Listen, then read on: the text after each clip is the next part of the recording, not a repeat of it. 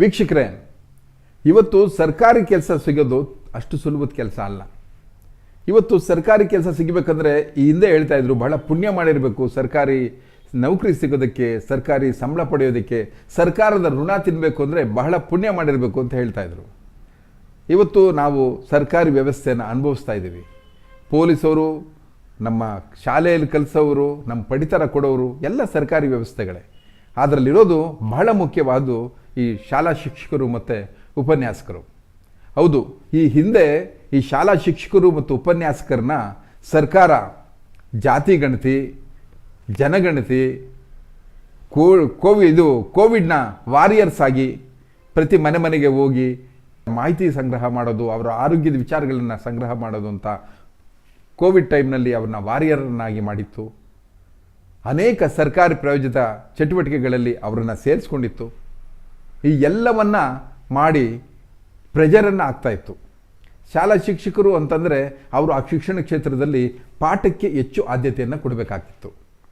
ಅವರು ಪಾಠಕ್ಕೆ ಹೆಚ್ಚು ಆದ್ಯತೆಯನ್ನು ಕೊಟ್ಟರೆ, ಕಲಿಸೋದಕ್ಕೆ ಹೆಚ್ಚು ಆದ್ಯತೆಯನ್ನು ಕೊಟ್ಟರೆ, ಶಿಕ್ಷಣದ ಗುಣಮಟ್ಟ ಸುಧಾರಿಸಿದ್ರೆ ಮಕ್ಕಳಿಗೆ ಚೆನ್ನಾಗಿ ಪಾಠಗಳ ಅರ್ಥ ಆಗುತ್ತೆ, ಮಕ್ಕಳು ಕಲಿತರೆ ಫಲಿತಾಂಶನೂ ಚೆನ್ನಾಗಿ ಬರುತ್ತೆ. ಇವತ್ತು ವಿದ್ಯಾಕ್ಷೇತ್ರದಲ್ಲಿ ಪ್ರಗತಿ ಆಗಬೇಕು, ಜನರೆಲ್ಲ ಅಕ್ಷರಸ್ಥ ಆಗಬೇಕು ಅಂತಂದರೆ ನಮ್ಮ ಶಾಲಾ ಶಿಕ್ಷಕರು ಯಾವುದೇ ಒತ್ತಡಗಳಿಲ್ಲದೆ ನಮಗೆ ಪಾಠ ಮಾಡುವಂಥವ್ರು ಆಗಬೇಕು. ಅವರು ನಮಗೆ ಶಾಲೆಯಲ್ಲಿ ಸಿಗೋರು ಅಂತ ಆಗಬೇಕು. ಇವತ್ತು ಶಾಲಾ ಶಿಕ್ಷಕರಿಗೆ ಮತ್ತು ಉಪನ್ಯಾಸಕರಿಗೆ ಸಮಯನೇ ಇಲ್ಲ. ನಿಮ್ಗೆ ಗೊತ್ತಿದೆ ಸ್ನೇಹಿತರೆ, ಮೂರು ಪರೀಕ್ಷೆಗಳು, ಮೂರು ಪರೀಕ್ಷೆಗಳ ಜೊತೆಗೆ ಫೇಲ್ ಆದವರಿಗೆ ಮತ್ತೆ ಮತ್ತೆ ಅವರನ್ನು ಒಂದು ಪುನರಾವರ್ತನೆ ಒಂದು ಕ್ಲಾಸ್ಗಳು, ರಿಮಿಡಿಯಲ್ ಕ್ಲಾಸಸ್ಸು ಅವುಗಳನ್ನ ಮಾಡಬೇಕು.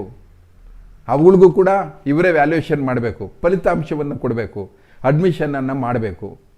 ಹಾಗೆಯೇ ಸಿಲೆಬಸ್ ಬದಲಾವಣೆ ಆದರೆ ಅದಕ್ಕೆ ಹೊಂದಿಕೊಂಡು ಅದನ್ನು ಶ್ರದ್ಧೆಯಿಂದ ಓದಿ ತಾವು ತಲೆಗೆ ತುಂಬ್ಕೋಬೇಕು. ವಿದ್ಯಾರ್ಥಿಗಳ ಹಾಜರಾತಿಯನ್ನು ಗಮನಿಸಬೇಕು. ಈಗ ಒಂದು ಹೊಸ ಒತ್ತಡಗಳಿದೆ. ವಿದ್ಯಾರ್ಥಿಗಳು ಗಂಭೀರವಾಗಿ ಬರದೇ ಹೋದರೆ ಒಂದಷ್ಟು ಜನ ಶಾಲಾ ಶಿಕ್ಷಕರೇ ಅಥವಾ ಉಪನ್ಯಾಸಕರೇ ಹೋಗಿ ಅವ್ರ ಹತ್ರ ವಿಚಾರಿಸಿ ಯಾಕೆ ವಿದ್ಯಾರ್ಥಿ ಶಾಲೆಗೆ ಬಂದಿಲ್ಲ ಅನ್ನೋದನ್ನು ಕೂಡ ಕೇಳಬೇಕು. ಇವೆಲ್ಲದರ ಜೊತೆಗೆ ಜಾತಿ ಗಣತಿ, ಜನಗಣತಿ, ಮತ್ತೊಂದು ಮಗದೊಂದು ಅನ್ನೋದಾದರೆ ಅವ್ರ ಮೇಲೆ ಎಷ್ಟು ತೊಂದರೆ ಆಗ್ತದೆ. ಹಾಗೆಯೇ 2026-27ಕ್ಕೆ ಕೇಂದ್ರ ಸರ್ಕಾರ ದೇಶದಲ್ಲೆಲ್ಲ ಜನಗಣತಿ ಜೊತೆಗೆ ಜಾತಿ ಗಣತಿಯನ್ನು ಮಾಡಬೇಕು ಅಂತ ಪ್ಲ್ಯಾನ್ ಮಾಡಿದೆ. ಅದು ಈಗಾಗಲೇ ನಮಗೆಲ್ಲ ತಿಳಿದಿರುವಂಥ ವಿಷಯ. ಅದಕ್ಕೆ ಏನಾದರೂ ಈ ಶಾಲಾ ಶಿಕ್ಷಕರನ್ನ ಉಪಯೋಗಿಸ್ಕೊಂಡ್ಬಿಟ್ರೆ ಅದಕ್ಕೆ 2-3 ತಿಂಗಳ ಅವಕಾಶ ಆಗುತ್ತೆ.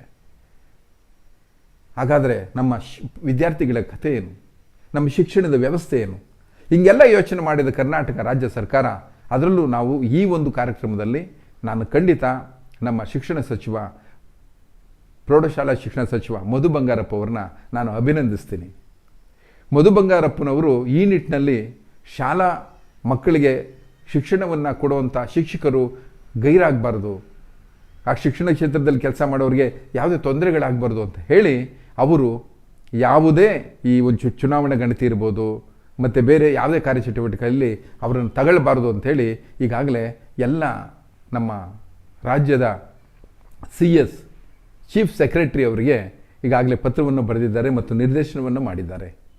ನಮ್ಮ ರಾಜ್ಯದ ಚೀಫ್ ಸೆಕ್ರೆಟರಿ ಶಾಲಿನಿ ರಜನೀಶ್ ಅವರು ಈ ಬಗ್ಗೆ ಚುನಾವಣಾಧಿಕಾರಿಗಳಿಗೆ ಮತ್ತು ಎಲ್ಲ ಜಿಲ್ಲಾಧಿಕಾರಿಗಳಿಗೆ ಈ ಬಗ್ಗೆ ಗಮನವನ್ನು ಸೆಳೆದಿದ್ದಾರೆ ಮತ್ತು ನೋಟಿಸನ್ನು ಕೂಡ ಕೊಟ್ಟಿದ್ದಾರೆ. ಈ ಹಿನ್ನೆಲೆಯಲ್ಲಿ ಇದೊಂದು ನಿಜಕ್ಕೂ ಉಪನ್ಯಾಸಕರು ಮತ್ತು ಶಾಲಾ ಶಿಕ್ಷಕರಿಗೆ ಇದೊಂದು ಸಿಹಿಯಾದ ವಿಷಯ. ಹೌದು, ಕಡೆಗೂ ಕಣ್ತೆರೆದ ಸರ್ಕಾರ, ಕಡೆಗೂ ಪ್ರಜ್ಞೆಗೊಂಡ ಜಾಗೃತಿಗೊಂಡ ಸರ್ಕಾರವನ್ನು ನಾವು ಅಭಿನಂದಿಸಬೇಕು. ಯಾಕೆಂದರೆ ಕನಿಷ್ಠ ವಿದ್ಯಾರ್ಥಿಗಳಿಗೆ ಆ ಶಾಲಾ ಕಟ್ಟುಡಿಯಲ್ಲಿ ಇವತ್ತು ಶಾಲೆಗಳಲ್ಲಿ ಪಠ್ಯಪುಸ್ತಕಗಳಿಗೆ ಆ ಒಂದು ಸಂದರ್ಭದಲ್ಲಿ ಏನು ಮಾಡಬೇಕು ಅನ್ನೋದಕ್ಕೆ ಶಿಕ್ಷಕರು ಸಿಗ್ತಾರೆ, ವಿದ್ಯಾರ್ಥಿಗಳ ಜೊತೆ ಇರ್ತಾರೆ, ಅವ್ರಿಗೆ ಅರ್ಥ ಆಗದಿರೋದನ್ನು ಅಲ್ಲೇ ಅರ್ಥ ಮಾಡಿಸ್ತಾರೆ. ಇದರಿಂದ ಒಂದು ಶಿಕ್ಷಣದ ಪ್ರಗತಿ ಆಗುತ್ತೆ. ಹೀಗಾಗಿ ಇವತ್ತೇನು ಸರ್ಕಾರ ಈ ನಿರ್ದೇಶನ ತಗೊಂಡಿದೆ, ಸರ್ಕಾರ ಏನು ಈ ಒಂದು ತೀರ್ಮಾನ ತಗೊಂಡಿದೆ, ಅದನ್ನು ನಾವು ಈ ನಮ್ಮ ರಾಜಧಾನಿ TV ವಾಹಿನಿಯ ಮೂಲಕ ನಾನು ಅಭಿನಂದಿಸ್ತೀನಿ. ಹಾಗೆಯೇ ಎಲ್ಲ ಶಿಕ್ಷಕ ವೃತ್ತಿಯ ಉಪನ್ಯಾಸಕರು, ಶಿಕ್ಷಕರಿಗೆ ಕೂಡ ನಾನು ಈ ಮೂಲಕ ಅಭಿನಂದನೆ ಸಲ್ಲಿಸ್ತೇನೆ. ನೀವಿನ್ನು ಯಾವುದೇ ರೀತಿ ಸೆನ್ಸಸ್ಗೆ ಹೋಗಬೇಕಾಗಿಲ್ಲ, ನೀವು ಯಾವುದೇ ರೀತಿ ಬೇರೆ ಕೆಲಸಗಳಿಗೆ ಹೋಗೋವಂಥ ಇಲ್ಲ. ಇದಕ್ಕೆ ಈ ಕುರಿತು ನಾವೀಗಾಗಲೇ ಪದವಿ ಪೂರ್ವ ಶಿಕ್ಷಣ ಇಲಾಖೆಯ ರಾಜ್ಯದ ಉಪನ್ಯಾಸಕರ ಸಂಘದ ಅಧ್ಯಕ್ಷರಾದಂಥ ನಿಂಗೇಗೌಡ ಅವರನ್ನು ಸಂಪರ್ಕ ಮಾಡಿದ್ವಿ. ಬನ್ನಿ ಅವ್ರೇನು ಹೇಳ್ತಾರೆ ಈ ಬಗ್ಗೆ ಅಂತ ಕೇಳ್ಕೊಂಡು ಬರೋಣ. ನಿಂಗೇಗೌಡ್ರೆ ನಮಸ್ಕಾರ. ನಮಸ್ಕಾರ ಸರ್. ನಾನು ರಾಜದಾರಿ ಶ್ರೀನಿವಾಸ್ ಮಾತಾಡ್ತಾ ಇದ್ದೀನಿ, ರಾಜದಾರಿ ಟಿವಿಯಿಂದ. ಹೇಳಿ ಸರ್. ಏನಿಲ್ಲ, ಈಗ ಶಾಲೆಯಲ್ಲಿ ರಜನೀಶ್ ಇವರು ಒಂದು ಸೆಕ್ರೆಟರಿಯೇಟ್ ಇಂದ ಒಂದು ಇದು ಮಾಡಿದ್ದಾರೆ, ನೋಟಿಸ್ ಅಂತ ಮಾಡಿದ್ದಾರೆ. ಏನಂತಂದ್ರೆ ಇನ್ ಮುಂದೆ ಚುನಾವಣೆಗಳಿಗೆಲ್ಲನೂ ಕೂಡ ಶಾಲಾ ಶಿಕ್ಷಕರಿಗೆ, ಉಪನ್ಯಾಸಕರುಗಳಿಗೆ ಇವರಿಗೆ ಇನ್ನ ಇದ್ ಮಾಡಬಾರ್ದು, ಅವ್ರಿಗೆ ಇದ್ರ ಬಗ್ಗೆ ನಿಮ್ಮ ಅಭಿಪ್ರಾಯ ಏನು? ನೀವು PU ಒಂದು ಇದರ ಅಧ್ಯಕ್ಷರಾಗಿದ್ದೀರಿ, ನೀವು ಉಪನ್ಯಾಸಕರ ವರ್ಗದ ಅಧ್ಯಕ್ಷರಲ್ವಾ ನೀವು? ಹೌದೌದು. ಸೊ ನಿಮ್ಮ ಅಭಿಪ್ರಾಯ ಏನ್ ಸರ್ ಇದಕ್ಕೆ? ಇಲ್ಲ, ನಾವೇನು ನಮ್ಮ ಮುಖ್ಯ ಕಾರ್ಯದರ್ಶಿಗಳು, ನಮ್ಮ ಇಲಾಖಾ ಕಾರ್ಯದರ್ಶಿ SP ಮಹೇಶ್ ಮೇಡಮ್ ಏನ್ ಹೊಡಿಸೋ ಸುತ್ತೋದೆ ಅದು ವೈಜ್ಞಾನಿಕವಾಗದೆ. ಯಾಕೆ ಅಂತಂದ್ರೆ ಇವು ವಿದ್ಯಾರ್ಥಿಗಳಿಗೆ ಅಕಾಡೆಮಿಕ್ ಕರಿಕ್ಯುಲಮ್ ಕಂಪ್ಲೀಟ್ ಮಾಡೋಕೆ ನಮ್ಗೆ ಟೆನ್ಯೂರ್ ಮತ್ತು ಟೈಮಿಂಗ್ ಸಿಗಲ್ಲ. ಅದರಲ್ಲಿ ನಾವು ಚುನಾವಣಾ ಕರ್ತವ್ಯ ನಿರ್ವಹಣೆ ಮಾಡಬೇಕು ಅಂತಂದ್ರೆ ಈ ಫೋರ್ತ್ ಪರ್ಫಾರ್ಮೆನ್ಸ್, ಸಿಲೆಬಸ್ ಕಂಪ್ಲೀಟ್ ಮಾಡದೇ ಇರೋದು, ಎಕ್ಸಲೆನ್ಸ್ ಎಲ್ಲ ಹಾಳಾಗ್ಬಿಡ್ತದೆ. ಆ ಕಾರಣಕ್ಕೋಸ್ಕರ ಸುಪ್ರೀಂ ಕೋರ್ಟ್ ಜಡ್ಜ್ಮೆಂಟ್ ಪ್ರಕಾರ ಏನಾದ್ರು ಉಪಯೋಗಿಸ್ತಿದ್ರೆ ಮತಗಟ್ಟೆ, ಏನು ಚುನಾವಣೆ ದಿನ ಮತಗಟ್ಟೆ ಅಧಿಕಾರಿಗಳಾಗಿ ಉಪಯೋಗಿಸಕ್ ನಮ್ದು ಯಾವುದೇ ತಕರಾರಿಲ್ಲ. ಆದ್ರೆ ಚುನಾವಣಾ ತಯಾರಿಗೋಸ್ಕರನೇ ತರಬೇತಿಗೆ ಹಾಕೋದು, ಚುನಾವಣಾ ಪೂರ್ವ ಸಿದ್ಧತೆಗೆ ಹಾಕೋದು, ಅದಕ್ಕ ನಾವು ತೀವ್ರವಾಗಿ ವಿರೋಧಿಸ್ತೀವಿ. ಅದನ್ನು ಸಾಕಾರ ಇಲ್ಲ. ಸಮಸ್ಯೆ ಏನಾಗಲ್ಲ ಅಂತ ಹೇಳಿದ್ರೆ, ಇವರು ಒಂದು ಬಾರಿ ಚುನಾವಣೆಗಳು ನಡೆಯೋದ್ರಿಂದ ವಿಧಾನ ಸಭೆ, ವಿಧಾನ ಪರಿಷತ್ತು, ಲೋಕಲ್ ಎಲೆಕ್ಷನ್ಗಳು ಹಿಂಗೆ ನಿರಂತರವಾಗಿ ಪ್ರತಿ ವರ್ಷ ಯಾವ್ದೆಲ್ಲ ಒಂದು ಚುನಾವಣೆಗಳು ಬರೋದ್ರಿಂದ ನಾವು ಶೈಕ್ಷಣಿಕ ಗುಣಮಟ್ಟ ಕಾಪಾಡೋದ್ರ ಕಡೆ ಗಮನ ಹರಿಸ್ತಂತೆ ಬರೀ ಇವ್ರು ಕೊಡೋ ತರಬೇತಿಗಳು, ಇವ್ರು ಕೊಡೋ ಇನ್ಸ್ಟ್ರಕ್ಷನ್ಗಳು ಫಾಲೋ ಅಪ್ ಮಾಡ್ಬೇಕಾಗಿ ಬಂದಿದೆ. ಹಾಗಾಗಿ ನಮ್ಗೆ ಚುನಾವಣಾ ಉಸಾಬರಿ ನಮ್ಗೆ ಅವಶ್ಯಕತೆ ಇಲ್ಲ. ಅದು ನಿರ್ವಹಣೆ ಮಾಡೋದು ಬೇರೆ ಬೇರೆ ಇಲಾಖೆಗಳಿವೆ. ಮತಗಟ್ಟೆದಿಂದ ಮತಗಟ್ಟೆ ಅಧಿಕಾರಿಗಳಾಗಿ ತರಬೇತಿ ಕೊಟ್ಟರೆ ಕೆಲಸ ಮಾಡೋದು ನಾವು ರೆಡಿ ಇವಿ. ಆದ್ರೆ ವರ್ಷದಲ್ಲೆಲ್ಲ ಬರೀ ಚುನಾವಣಾ ತರಬೇತಿಗಳು, ಚುನಾವಣಾ ಪೂರ್ವ ಸಿದ್ಧತೆಗಳು ಇವು ಮಾಡೋಕ್ ಸಾಧ್ಯ ಇಲ್ಲ. ಅದ್ ನಾವು ತೀವ್ರವಾಗಿ ವಿರೋಧಿಸ್ತೀವಿ. ಒಂದಷ್ಟು ಒಳ್ಳೆ ಇದು ನಡ್ಕಕ್ಕೆಲ್ಲ ರಿಪ್ರೆಷನ್ಸ್ ಎಲ್ಲ ಬೇಕು.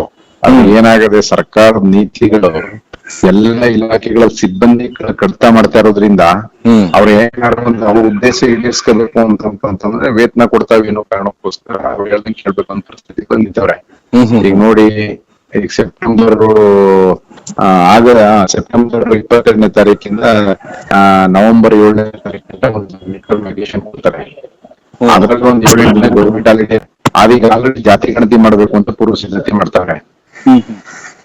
ಇನ್ನ ಈ ದಸರಾ ಇದು ಆ ಬೇಸಿಗೆ ರಜೆ ಬರೋ ಟೈಮಲ್ಲಿ ಎಕ್ಸಾಮಿನೇಷನ್ಗಳು 3 ಎಕ್ಸಾಮ್ಗಳು ತಗೊಬಂದು ಅವಾಗ್ಲೂ ಕಡಿತ ಮಾಡ್ತಾರೆ.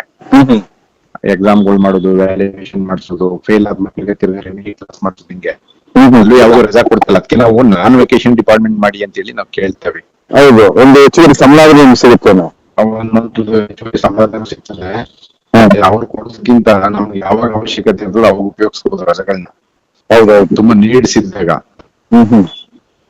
ಆ ತರ ಹೇಳಿ ನಾವು ಹೇಳಿವಿ ಸರ್. ಆಲ್ರೆಡಿ ನಮ್ದು ನಾನ್ ವೆಕೇಶನ್ ಡಿಪಾರ್ಟ್ಮೆಂಟ್ ಮಾಡ್ಬೇಕು ಅಂತ ಹೇಳಿವಿ. ವಿಶೇಷವಾಗಿ ಈಗ ಮುಖ್ಯ ಕಾರ್ಯದರ್ಶಿಗಳು ಮತ್ತು ಕಾರ್ಯದರ್ಶಿಗಳು ಹೊರಡಿಸಿದ್ರೆ ನಾವು ಅದನ್ನ ಪರವಾಗಿರ್ತೀವಿ ಮತ್ತೆ ಅದನ್ನ ಬೆಂಬಲಿಸ್ತೀವಿ. ಕೇಳಿದ್ರಲ್ಲ ಸ್ನೇಹಿತರೆ, ನಮ್ಮ ರಾಜ್ಯ ಉಪನ್ಯಾಸಕರ PU ಉಪನ್ಯಾಸಕರ ಸಂಘದ ಅಧ್ಯಕ್ಷರಾದಂಥ ನಿಂಗೇಗೌಡವರು ಏನು ಹೇಳಿದರು ಅಂತ. ನಿಂಗೇಗೌಡವರು ಹೇಳ್ತಿರೋದೇನು ಅಂತಂದರೆ, ನಾವು ವರ್ಷವಿಡೀ ಕೆಲಸವನ್ನು ಮಾಡ್ತಾ ಇದ್ದೇವೆ, ನಾನ್ ವೆಕೇಷನ್ ಆಗಿ ನಮ್ಮನ್ನ ಮಾಡಿಬಿಟ್ರೆ ನಮಗೆ ಒಂದು ಹೆಚ್ಚುವರಿ ನಮಗೆ ರಜೆಗಳು ಕೂಡ ನಮಗೆ ಉಳಿಯುತ್ತೆ.